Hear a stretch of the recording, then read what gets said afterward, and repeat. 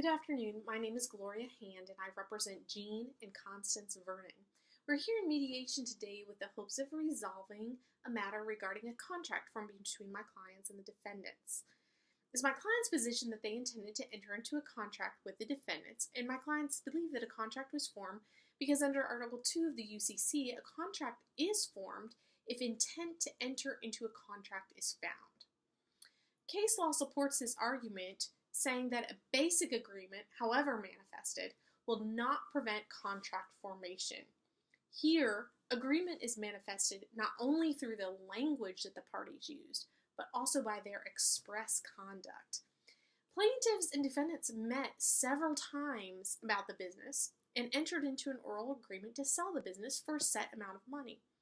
The defendants paid a $15,000 down payment, and after paying that money, they took possession of the business and started operating the business. During their operation of the business, they kept all the profits from the business. They even went so far as to employ the plaintiff to work in their business. The UCC also states that an agreement sufficient to constitute a contract for sale may be found even though the making is undetermined. The defendants argue that there was no particular date for the oral agreement. However, their acknowledgement of an oral agreement shows the requisite intent to enter into the contract.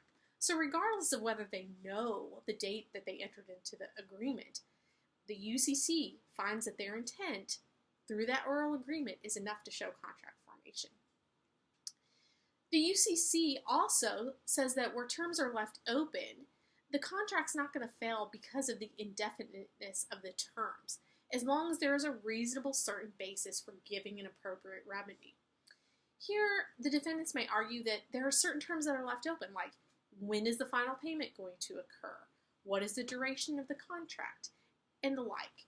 Here, the gap fillers found in the UCC will supply those terms reasonably.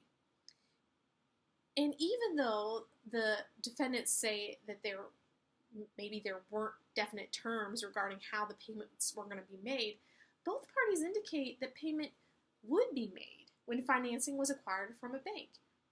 The defendants got the financing, and then they failed to make their payment. The UCC also talks about contract being formed when there's a reasonable certain basis for giving an appropriate remedy.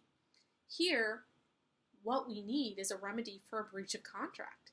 And remedies for breach of contract include specific performance or monetary damages. The final thing to deal with is this $15,000 down payment. My clients contend that that $15,000 was the down payment on the purchase price. However, the defendants argue that that payment was consideration for the option to keep the contract open. However, under the UCC's firm option rule, or firm offer rule, an option contract is a signed writing, which by its terms gives full assurance that it's going to be held open. When that happens, the offer is not revocable. And there doesn't even have to be consideration. And no time period actually has to be stated. So here, we find out that there is no assurance given. And so even though $15,000 was paid, the payment is most likely a down payment. First, because there's no writing. There's nothing to indicate that this was going to be an option. And even if there was a writing, there's no full assurance giving the option. No writing, no assurance, no option. So in conclusion, we do have a basic agreement. We do have intent indicated through both the conduct of the parties and also the oral agreement. A contract was formed, and the defendant's failure to finish paying has adversely affected my client. For the purpose of this mediation and reaching a settlement, our position is that under the UCC's Article 2, a contract was formed.